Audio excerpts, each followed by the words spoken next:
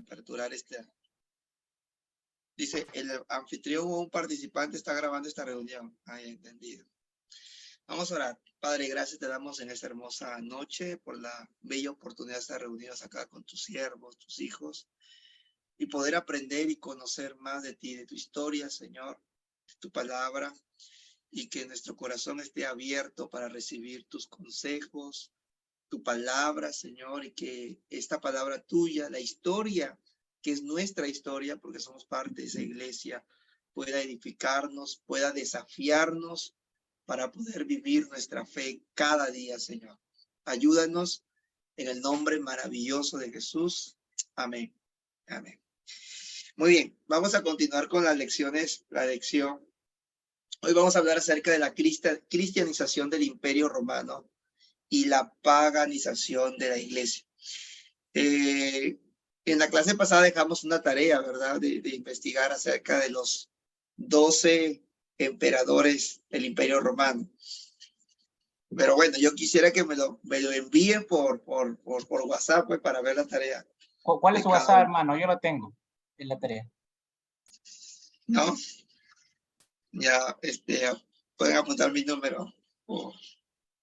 969-869375. 969-869375.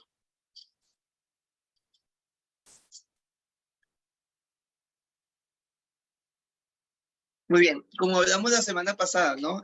El pensamiento que tenemos, desconocer las lecciones de la historia, nos nos condena a volver a repetir esa historia, ¿no?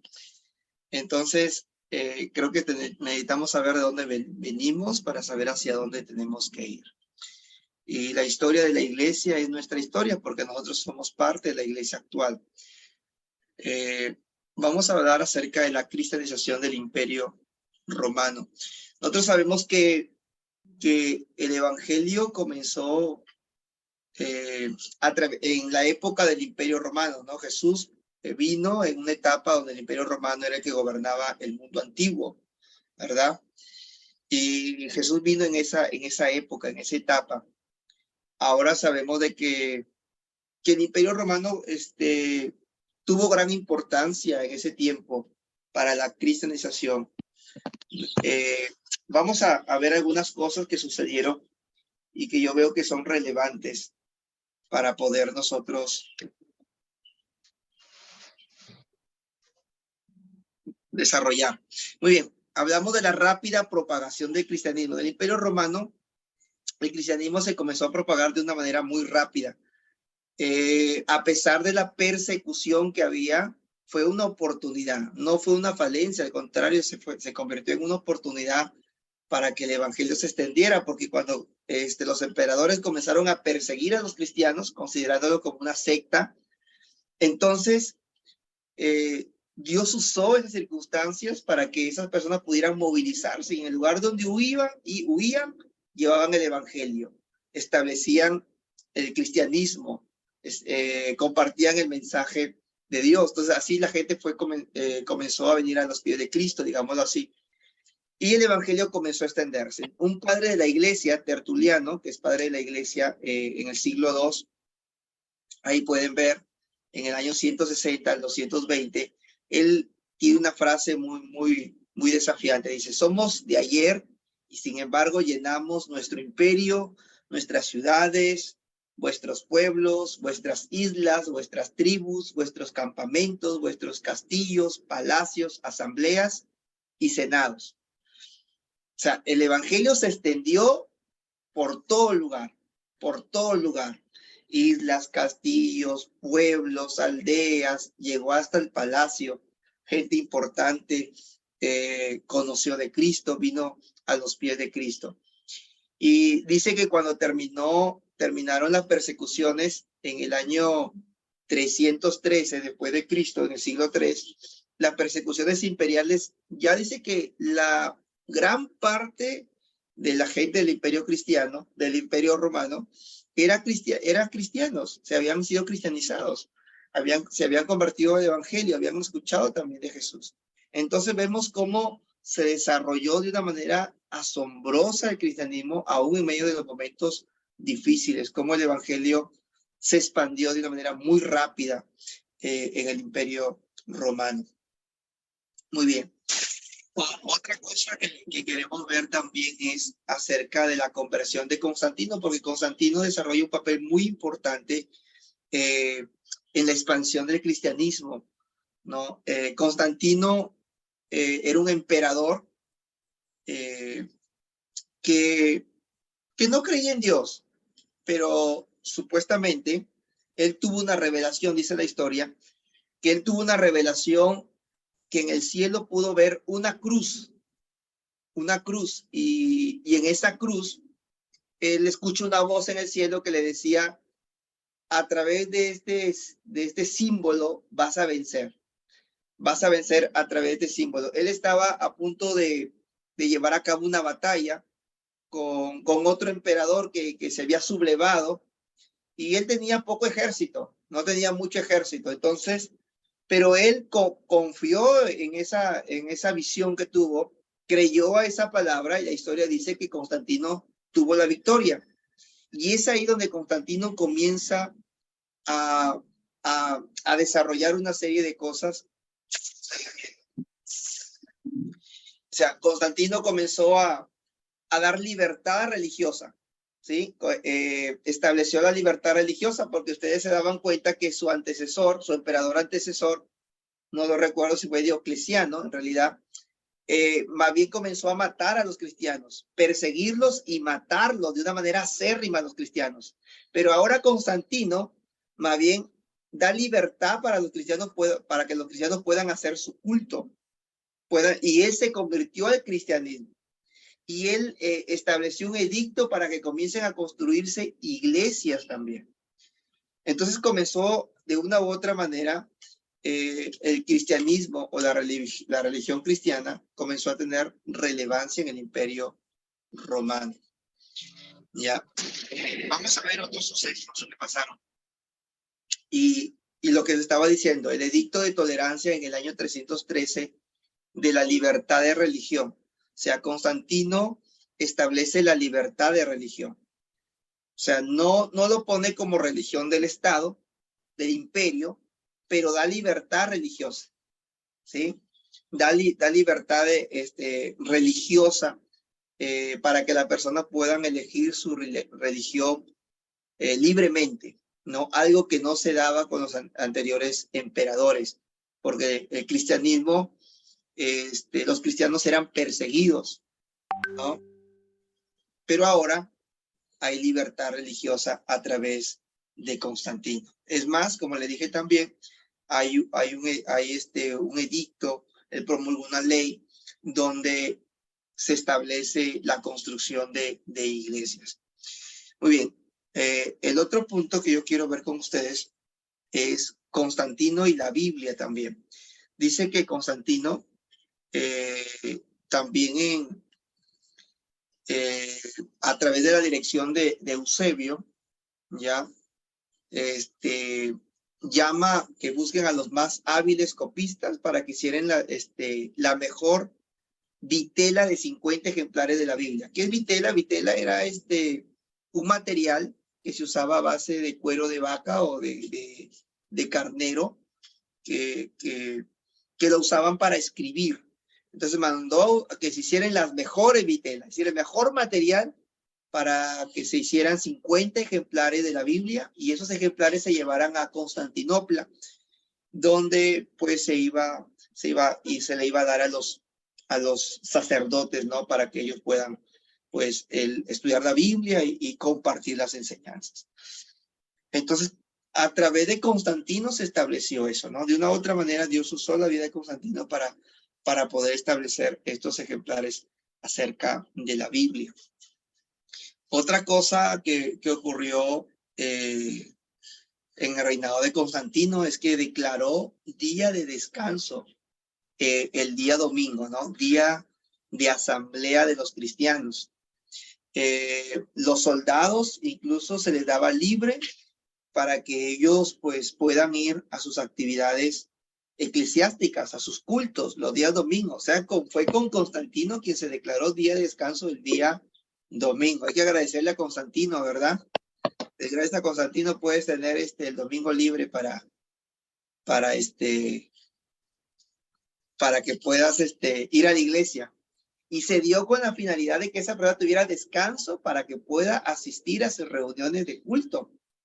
Incluso los esclavos tenían permiso para acudir a sus reuniones de culto. Los esclavos tenían mucho por qué agradecer a Constantino.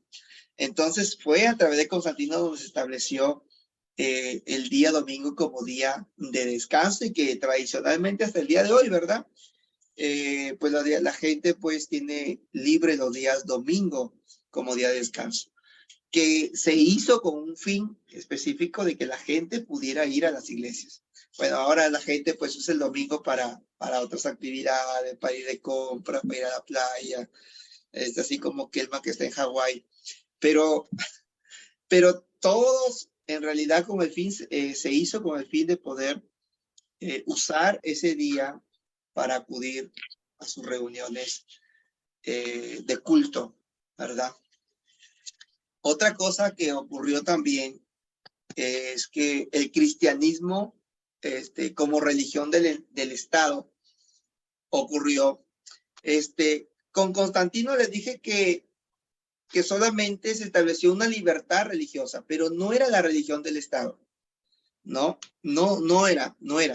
Se estableció como religión del Estado ya fue a través del emperador Teodosio en el año 378 al año 395 que duró su reinado. Entonces, a través del emperador Teodosio fue donde se estableció ya como religión del Estado, del Imperio Romano. Y es ahí, a través de ese tiempo, se obligó a la gente, ya comenzó a obligarse a la gente a convertirse al cristianismo. En el tiempo de Constantino la gente tenía libertad, era por convicción, pues la gente se hacía cristiana por convicción. Entonces yo tenía convicción, reconocía a Jesucristo como mi Señor y Salvador, había un arrepentimiento, entonces la gente tenía libertad de ir. Pero en el periodo de Teodosio y a través de esa ley, donde se establece como religión del Estado, entonces la gente ya era obligada a unirse al cristianismo. Y el problema es ahí de que la gente ya iba por obligación, pero no por una convicción en su corazón, ¿no? Y eso fue un problema muy fuerte porque la gente pues comenzó a establecer, llevar sus propias cosas, sus propias costumbres, sus propios pensamientos, porque no había una conversión, no había un arrepentimiento. Entonces la gente ya era obligada a unirse al cristianismo porque ya era parte del Imperio Romano, ¿no? Y hasta cierto punto pues tenía ciertos privilegios, porque ahora, después de ser una iglesia perseguida, era una iglesia que tenía muchos favores de parte del imperio, ¿verdad? De parte del gobierno a través de los emperadores. Entonces, y convertirse al cristianismo, pues había muchos privilegios. Después de ser una iglesia perseguida, ser una iglesia maltratada, ahora es una iglesia que se le daba autoridad, ¿no? Y es ahí donde también los sacerdotes comenzaron a tener cierta autoridad, y comenzaron también a cometer muchas injusticias, muchas perversiones también, porque realmente, como le dije, no había una conversión realmente por convicción o una obra del Espíritu Santo en el corazón de ellos, sino que ahora eran obligados. Entonces no había un cambio en su vida como cristianos de parte de ella. ¿Alguien tiene una pregunta hasta ahí? ¿Alguien quiere decir algo?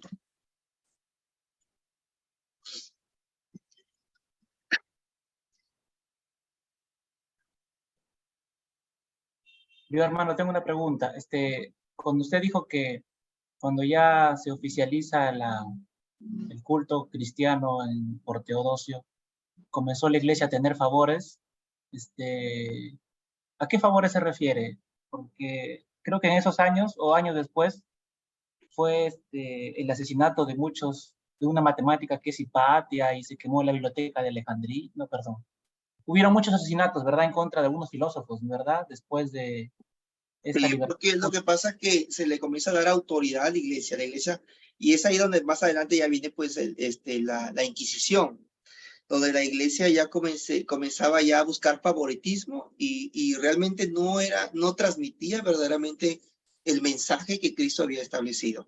Entonces la iglesia ya más lo hacía por una cuestión de beneficios personales, digamos así, y imperiales hasta cierto punto también, pero no lo hacía porque realmente ya quería pues seguir las pisadas de Jesús.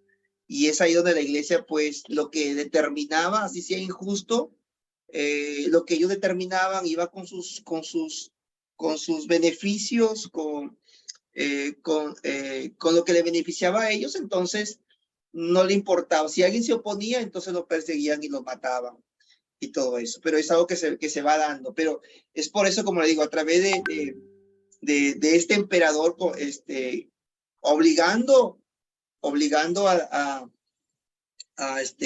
las personas a convertirse al cristianismo, entonces generó una serie de cosas, ¿no? Entonces las personas que entraban a la religión cristiana lo hacían por favoritismo, buscar privilegios, buscar favores, buscar posición, buscar jerarquía, pero no lo hacían porque realmente había una convicción en sus corazones para servir a Cristo. No sé si más o menos te despejé algo. Sí, sí, gracias, gracias. Ya. ¿Alguien más?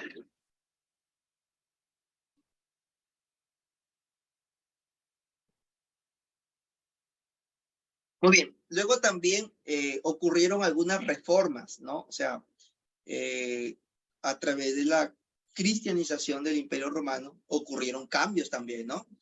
Entonces, y ocurrieron algunas reformas y vemos ahí que se abolió la esclavitud, ¿ya? O sea, es a través del cristianismo, ¿no? Entonces, donde comienza a abolirse la esclavitud, los combates de gladiadores. Aquí he puesto gladiadores, es gladiadores, ¿ya? Los combates de gladiadores.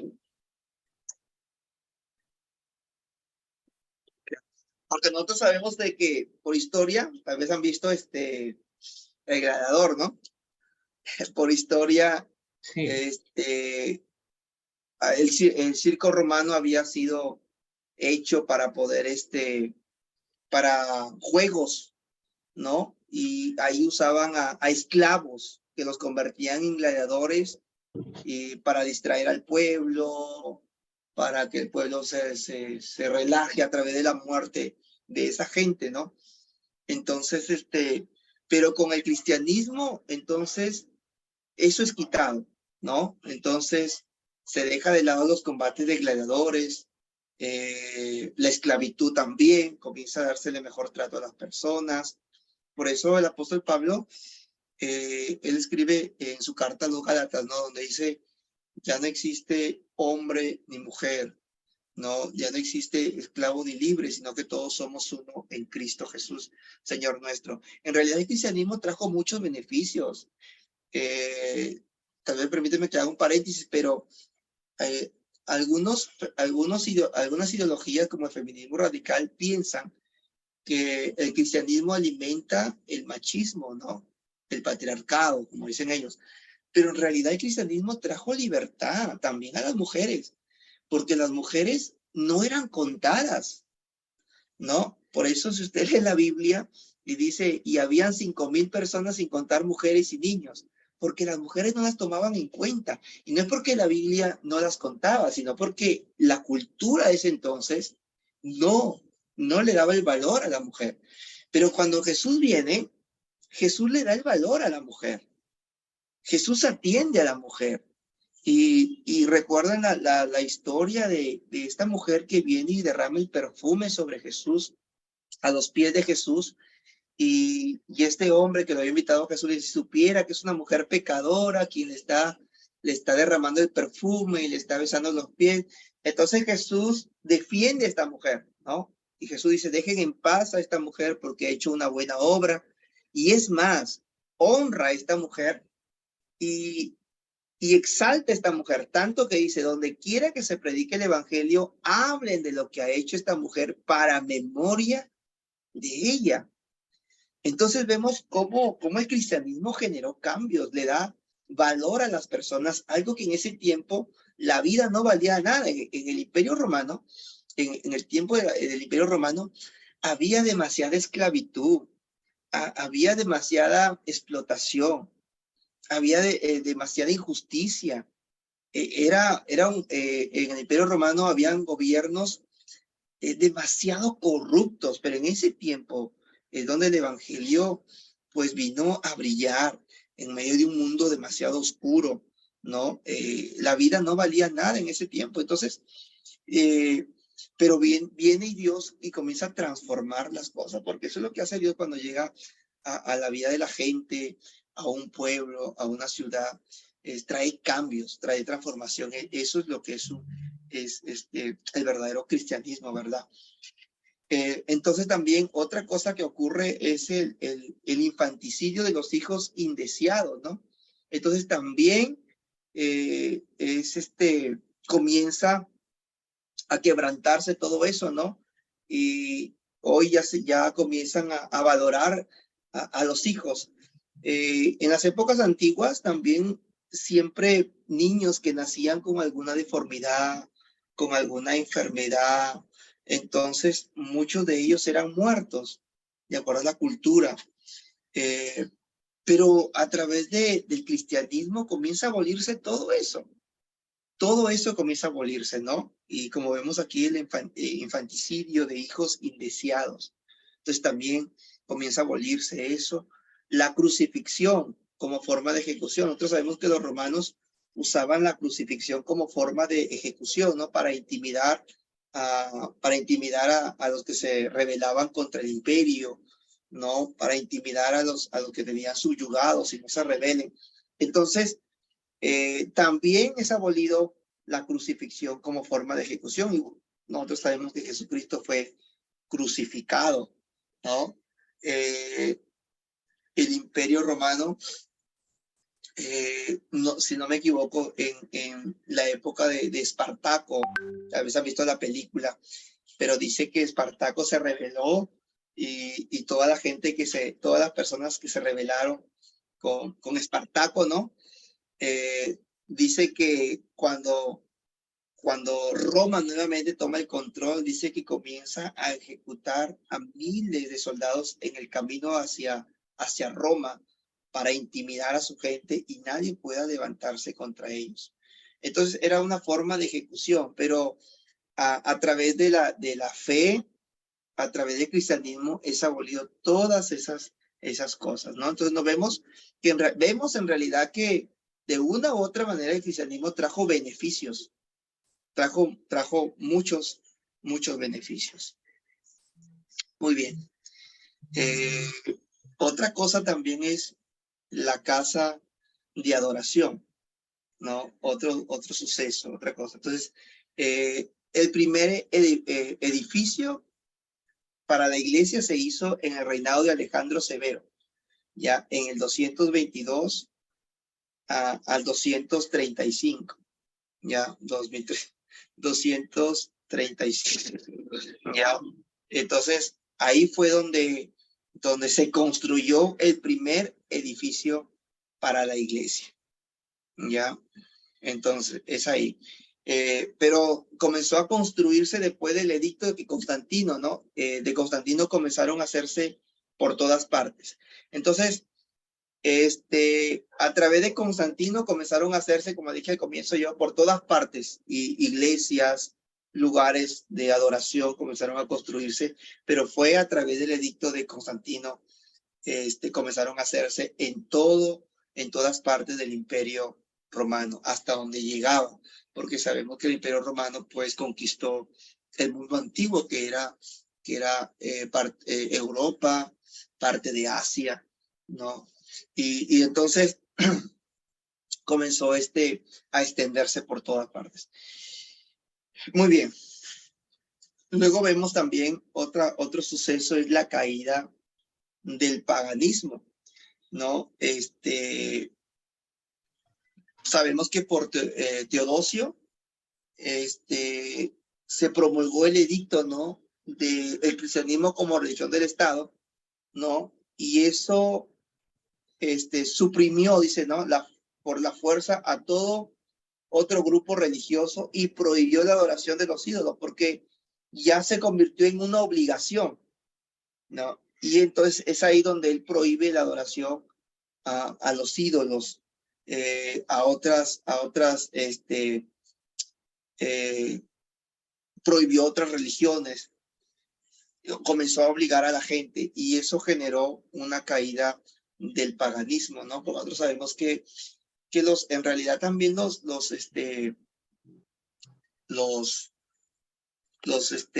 romanos adoraban a muchos dioses también, ¿no? Había muchas religiones en el Imperio Romano, pero comenzó a haber la caída después del edicto, ¿no? O cuando se decreta la institución, la iglesia como institución del Estado. Muy bien. ¿Alguna pregunta que tengan ahí?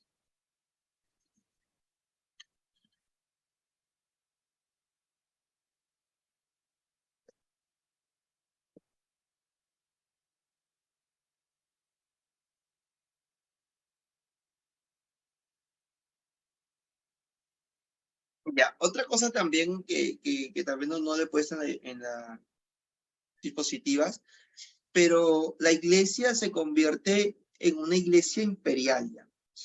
Ya no con el modelo que Cristo estableció, sino ahora se vuelve una iglesia más jerárquica, una iglesia que busca más poder.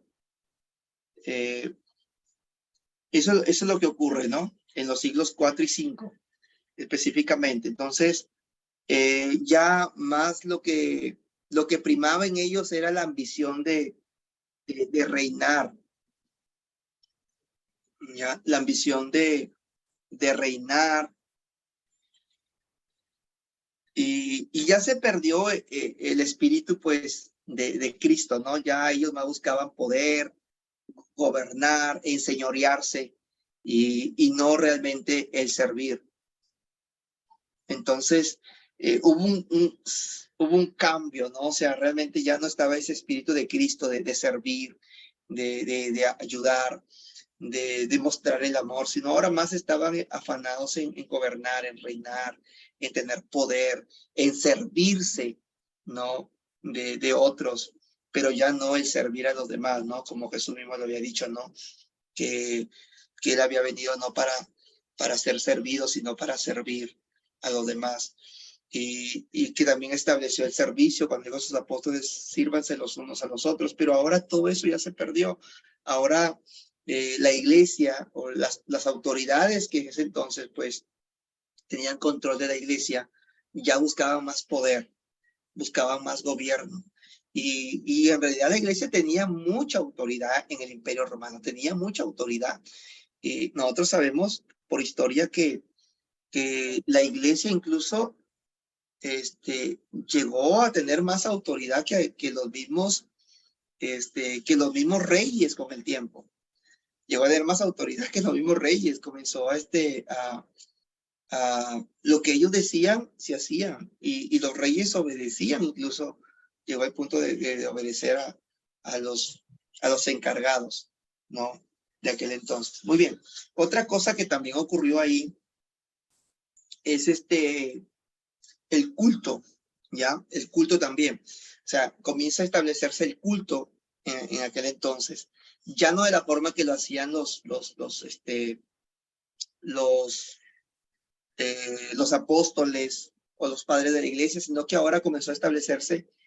Comenzó con algo sencillo, pero luego ya comenzaron a querer imitar, usar ya más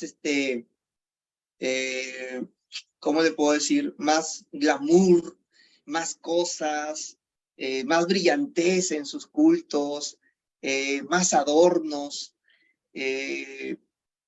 ya comenzaron a imitar la forma que usaban los sacerdotes paganos, ¿no? De cómo hacían sus cultos y entonces ellos comenzaron también a hacer casi similar, ¿no? Más, de una forma más lujosa, ya no tan sencillo como lo hacían antes, ¿no? En las catacumbas, sino ahora ya de una manera más lujosa. Y no está malo el lujo, pero ya comenzaron a enfocarse solamente en eso, ¿no? Comenzaron a enfocarse solamente en eso. Claro, más buscaban ya el esplendor externo, ¿no? Más buscaban ya los lujos en sus cultos y ya no lo hacían de una manera sencilla, no lo hacían por devoción, sino más buscaban la admiración externa, ¿no? Entonces, y eso pues se fue por un camino totalmente equivocado, ¿no? Entonces ahora ya buscaban el esplendor y todo eso. Yo sé que de repente a veces eso no nos, de repente en el tiempo de hoy, tal vez nos puede decir, para pastor, tal vez hoy también usamos la tecnología y usamos muchas cosas. Yo sé que no está malo, pero no es nuestra mayor, digamos así, objetivo, ¿no? El esplendor externo, sino nuestro objetivo es pues darle culto a Dios, ¿no? Darle un verdadero culto a Dios, una vida realmente entregada, rendida a Dios. Entonces, pero pues en aquel entonces comenzó ya a buscarse más el glamour y todo eso. Otra cosa que también ocurrió allí eran los ministros sacerdotes, ¿ya? El término sacerdote se extrajo del judaísmo, ¿ya? Del judaísmo, entonces pues, los sacerdotes del Antiguo Testamento, ¿no? Y eso se aplicó a los ministros cristianos, ¿ya? Eso ocurrió en el año 200 después de Cristo, ¿no? Fue tomado del sistema judaico, pero también de iglesias paganas, porque religiones paganas, perdón, también tenían sacerdotes, ¿no? También tenían sacerdotes. Y eso se hizo ley en la iglesia romana, ¿no? Y se estableció también ahí el celibato, ¿no? Si de repente no, donde los sacerdotes, pues, no podían tener esposa, tenían pues que guardarse exclusivamente, ¿no? Ahí es el celibato. Muy bien. Otra cosa también, para compartir también, vemos también la conversión de los bárbaros. Ya, nosotros sabemos que los bárbaros, ¿quiénes fueron los bárbaros? Los bárbaros fueron los que derrocaron al Imperio Romano, ¿no? ¿Cierto? Conquistaron el Imperio Romano. Los bárbaros eran tribus, nosotros sabemos, de repente hay algunos por ahí más que tienen algo, pero eran tribus, ¿no? Eran tribus que habían sido invadidos, oprimidos por años por el Imperio Romano, ¿sí? Habían pagado tributo por años al César, habían sido explotados. Entonces llegó un momento en el cual pues ellos se liberaron, ¿no? Ellos buscaron su libertad y es ahí donde los bárbaros pues conquistan y viene la caída del Imperio Romano. Ahora, los bárbaros como los hunos, los godos, los cuasigodos y todas esas, pues, esas tribus, ¿no? De Europa, mayormente. Entonces, también vinieron al cristianismo. También se convirtieron al cristianismo. Pero dice la historia, pues, que se convirtieron en cristianos nominales y cristianos donde no había un compromiso y también arrastraron muchas costumbres que ellos también tenían, ¿no? Y las establecieron en la iglesia. Entonces trajo también, comenzaron a llenar la iglesia de prácticas paganas también, ¿no? De prácticas paganas. Muy bien. ¿Alguien quiere decir algo, preguntar algo? Porque ya estamos llegando a la parte culminante también. No sé si han entendido la clase, les ha ayudado. Bueno, deseo que les ayude. Ya, bueno, en realidad yo estaba también leyendo algo también de esto, ¿no? Para poder compartir con ustedes. Y de verdad que también, pues, me ha bendecido también esta clase, ¿no? De una u otra manera, pues uno se da cuenta de los pasos que ha ido dando la iglesia a través de la historia y también errores que ha cometido la iglesia a través de la historia también y cosas que no hay que hacer y cosas que deberíamos imitar, ¿no?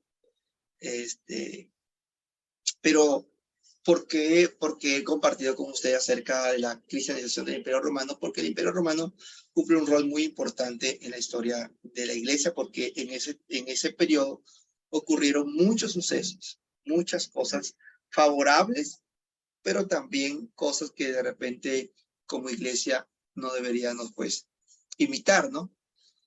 O practicar. Muy bien. Tengo una pregunta, pastor. Estaba levantando mi mano. Cuando usted Ya. habló sobre el celibato sacerdotal, me hizo recordar que en la historia creo que eso fue impuesto en el 450, creo, por el Papa Gregorio I. Ya, a ver, aquí la información.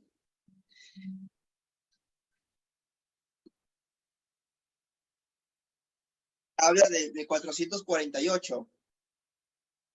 Claro, aproximadamente, ¿no? 448, entonces la fecha exacta. Sí, Leo 1, sacerdote, sí, Leo 1. Aquí habla del sacerdote Leo 1.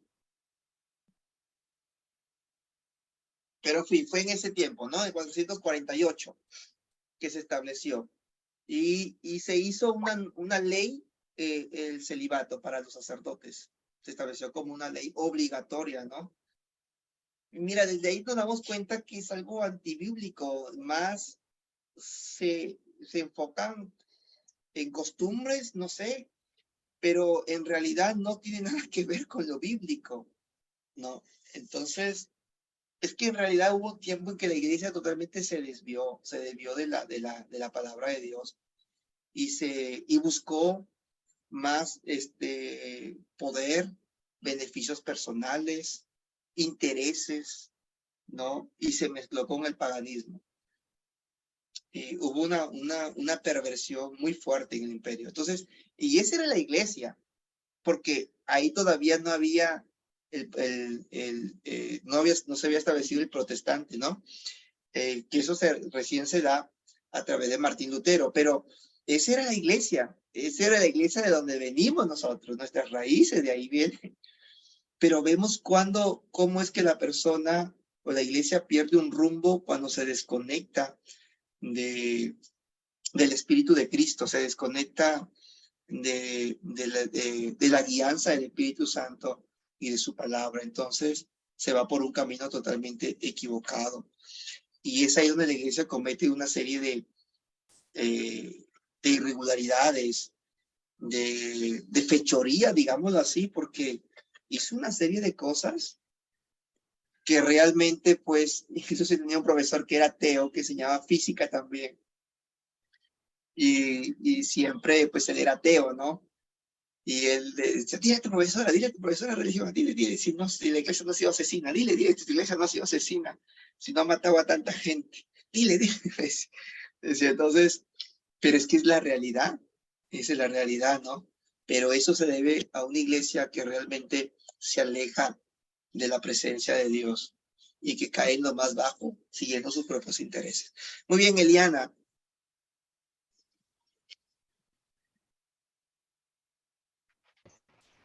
Pastor, buenas noches. Quería preguntarle si, bueno, le escuché hablar de las catacumbas. He escuchado en alguna iglesia que aún todavía le llaman así, ¿no? Catacumba. O sea, la iglesia se llama así, catacumba. Lo que quería saber si todavía existía alguna catacumba subterránea, ¿no? Que, bueno, ha estado escuchando. Si todavía existe. Las catacumbas eran lugares donde se reunían los cristianos cuando eran perseguidos, Claro. ¿no?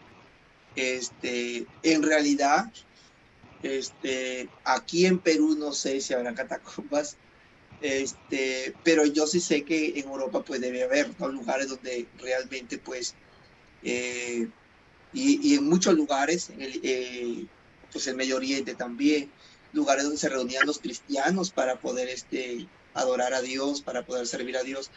Hay lugares, pues, ¿no? Porque, pues en ese tiempo, pues, hacían eso para poder reunirse, porque era la única manera de hacer sus cultos, ya que no había libertad, pues, para hacerlo. Lo que sí sé que acá en Perú hay, en Lima, yo fui al Museo de la Santa Inquisición, ¿no? Ahí sí fui y de verdad, pues, es algo muy bueno porque también nos ayuda, pues, a poder tener ideas más claras acerca de la historia, ¿no?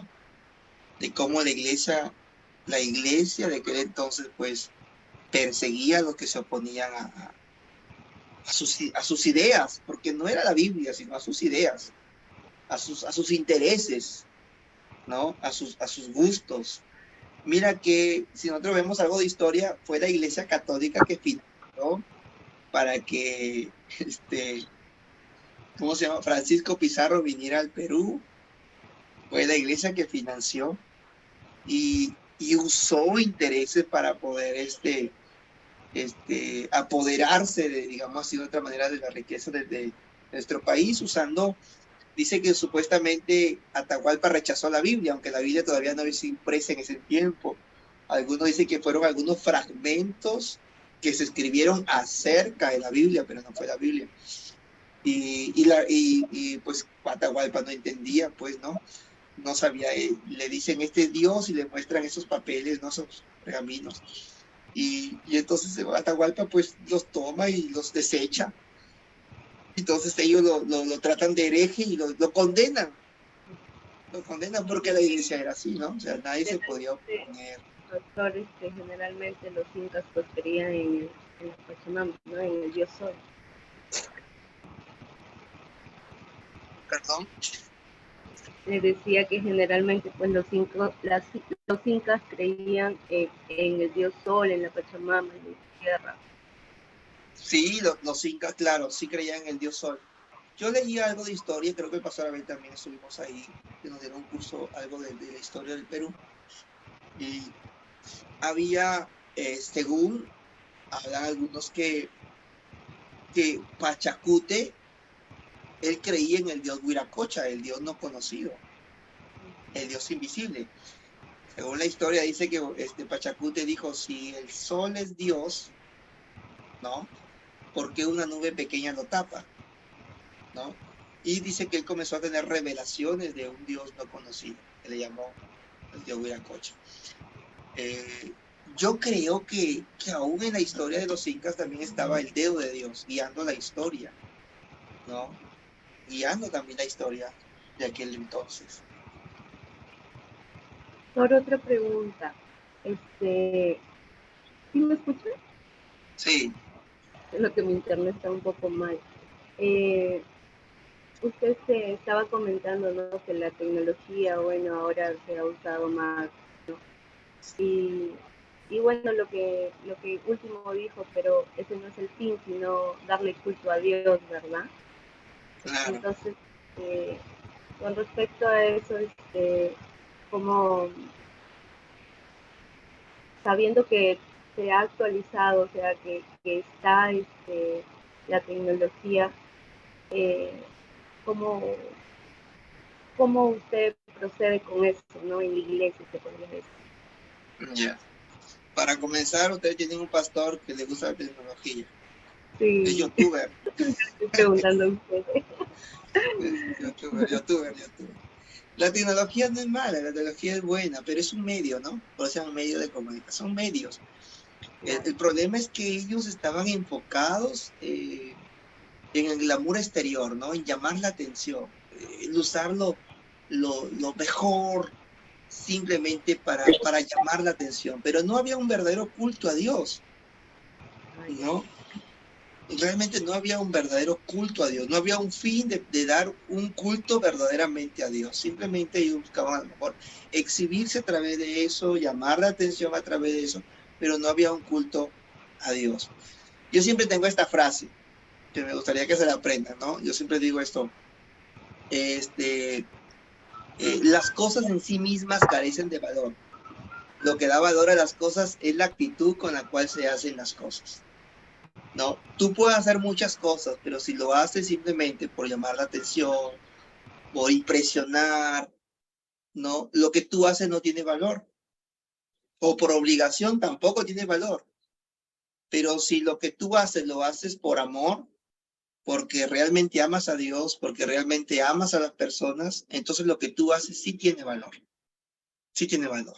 Entonces, si tú usas los medios solamente para impresionar, para llamar la atención, si usas el glamour para que la gente vea de que tú usas eso, entonces lo que tú haces no tiene valor, pero si lo usas como un medio, de repente, nada más, pero a través de eso, el fin tuyo es honrar a Dios, darle gloria a Dios, lo que tú haces tiene valor, porque es la actitud con la cual se hace cada cosa.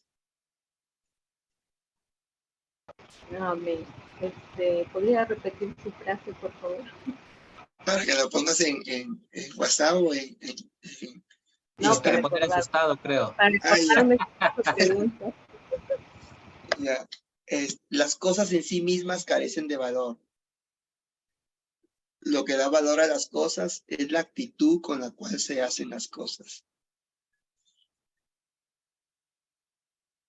Hay otra frase que también decía San Agustín. San Agustín decía, ama y haz lo que quieras. No, claro que no está diciendo haz lo que te da la gana. Lo que está diciendo es que si vas a hacer algo, hazlo por amor. Si vas a servir, sirve por amor. Si vas a ayudar, ayuda por amor. Si vas a comer, come hasta por amor. Si vas a compartir con alguien, compártelo por amor. Entonces, cada cosa que haga tiene que estar basada en un fundamento de amor, ¿no? De amor hacia Dios. Muy bien. No tengo más que decir. No sé si quiere decir algo, nada más. Y damos por culminado esta clase de hoy. Yo le pido disculpas, la vez pasada no pude conectarme. Creo que 2 semanas no nos hemos conectado. Sí, 2 creo, ¿no?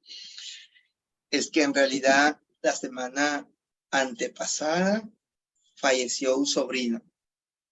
Y esta semana pasada falleció mi cuñada. Y tenía que dar devocionales ahí, pues, en la casa y pues estar con la familia, ¿no? Entonces, de verdad que disculpa por eso. Pero para mí es una bendición poder compartir con ustedes y lo poco que de repente estoy aprendiendo, pues para mí es una bendición compartirlo y alimentar juntos nuestra fe en el Señor. Amén. Amén, amén. Mis condolencias, pastor, por su familia. Muchas gracias, muchas gracias. Pastor, una consulta. Las clases van a continuar, ¿verdad? ¿O hasta aquí lo termino? No, vamos a continuar, falta. ¿Ya quieren terminar ya? No, al contrario, porque luego viene, porque por lo que estamos viendo, todavía estamos en la Edad Media, ¿no? 395 por Teodosio. Sí, Luego pues, viene, ajá, hasta hasta la la edad, actualidad. luego viene la Edad Moderna, ¿no? La edad moderna y la postmoderna, pero no vamos a alcanzar mucho porque solamente son 5 clases, vamos a ver hasta dónde podamos llegar. Claro, porque ahí viene el protestantismo. Ajá, que ese es en la moderna. Sí, ya con 1500 por ahí, ¿no? Con Lutero, todo. Con Lutero, con Martín Pardo, con Rubén Juárez.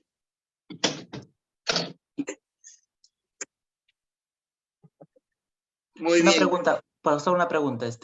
Le hice el comentario de la Biblioteca de Alejandría porque hay muchas versiones sobre su destrucción. Algunos mencionan que la primera destrucción fue en la época del emperador Julio César, pero luego se reconstruyó esta biblioteca y pasaron muchos años después, en el 460 y tantos, me parece, el último director de esa biblioteca, su hija, que fue una matemática, dicen que fue descuartizada y los rollos de sus trabajos matemáticos fueron quemados por un grupo de cristianos. De repente, quizás esa versión sea anticristiana. Yo quería ver cuál es su posición, si es que es verdad o no esa versión. Mira, en realidad no quiero pecar por saberlo todo, no tengo mucho, pero voy a investigar para poder darte una, unas respuestas más exactas. Sí he Ya, escuchado algunas cosas, pero prefiero de repente investigar un poco más para poderte dar una respuesta más exacta, porque hay muchas hipótesis, pues, ¿no? Tú sabes que en la historia también, pues, hay diferentes versiones, ¿no? A veces por la documentación.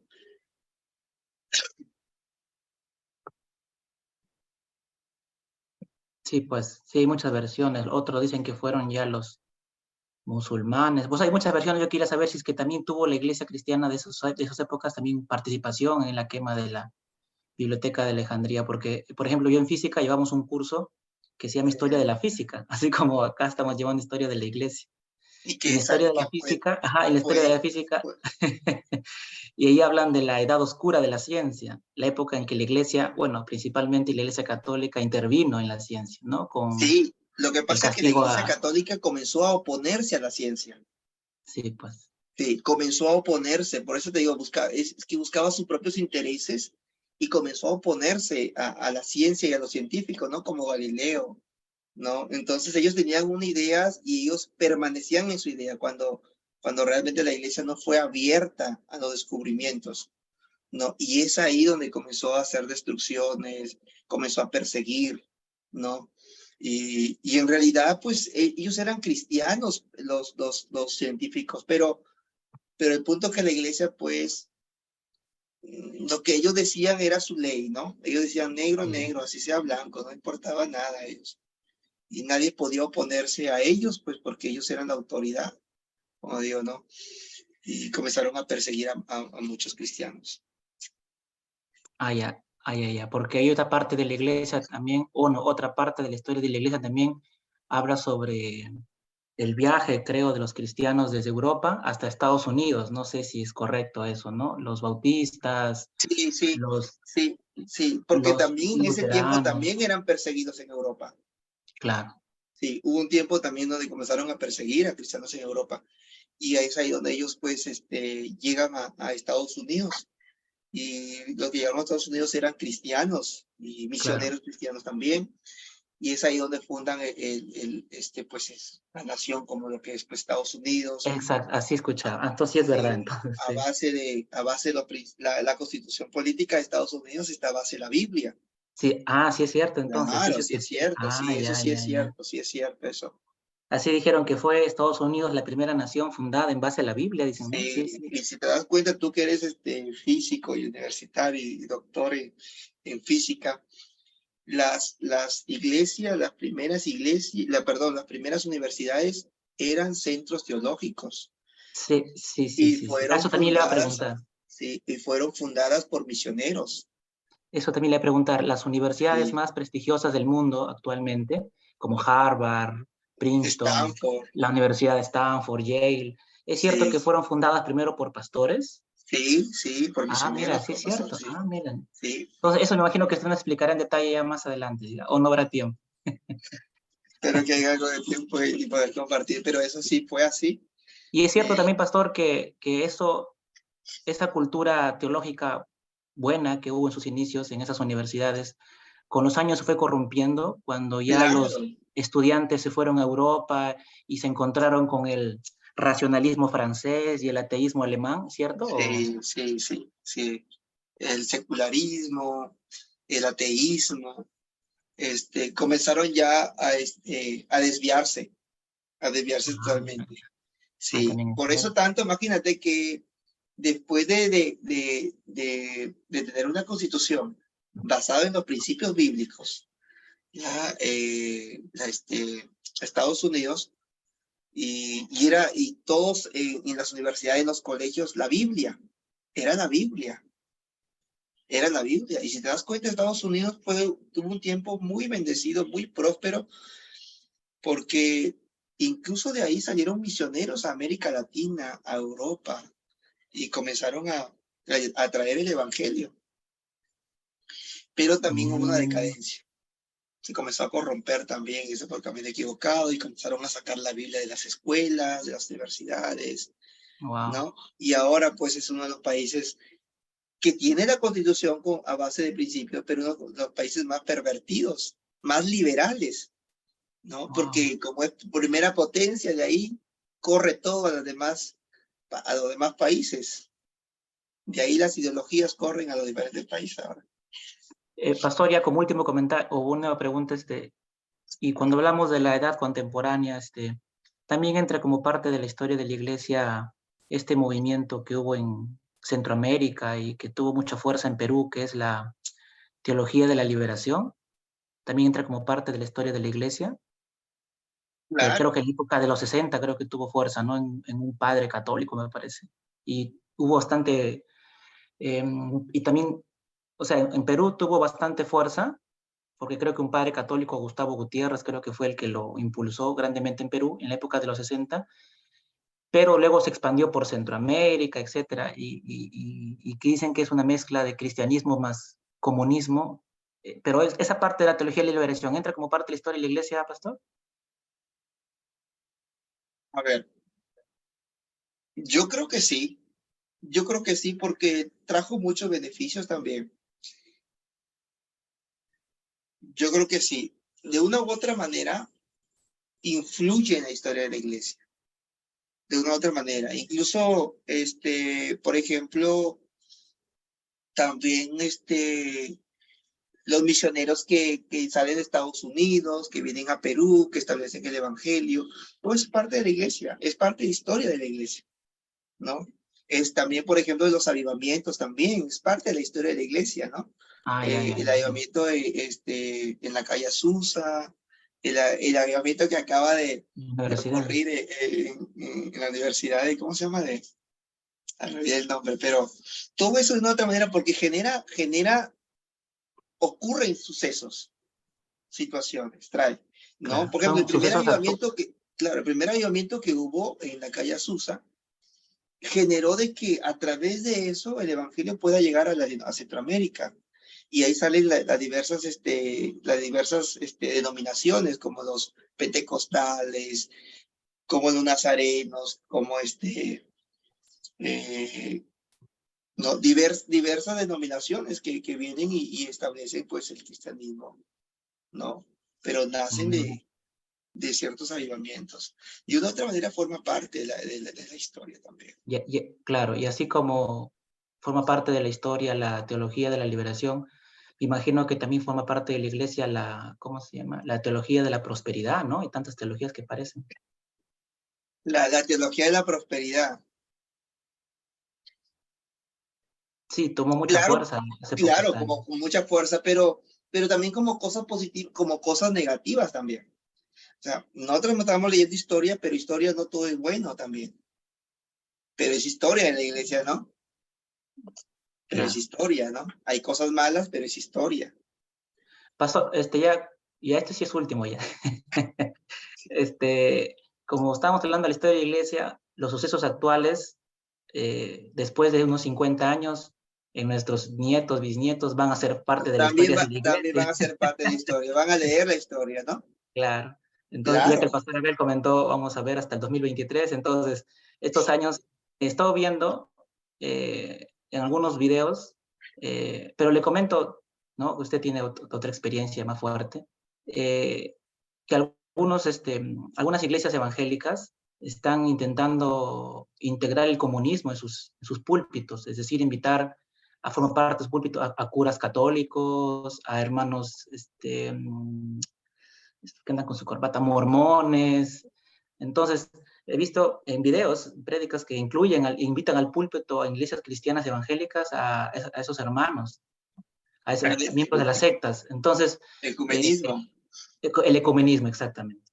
Entonces, ¿qué opinión tiene al respecto?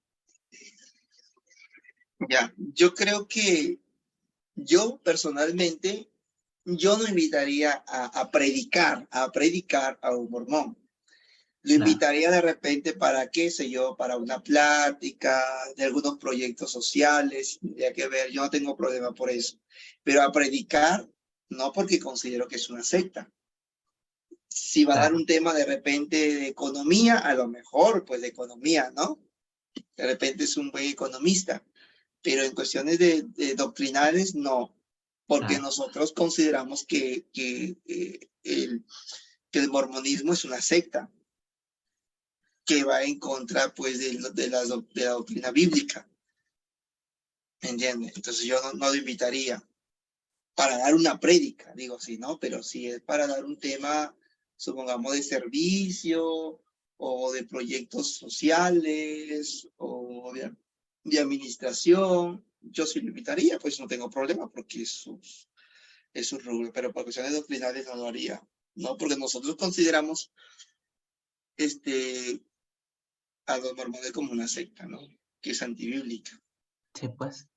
Ya, pastor, tengo otras preguntas, pero ahí no me las dejamos en la siguiente clase. Muy bien. Gracias, pastor, por su apertura. Amén. Pastor Abel, Dios le bendiga.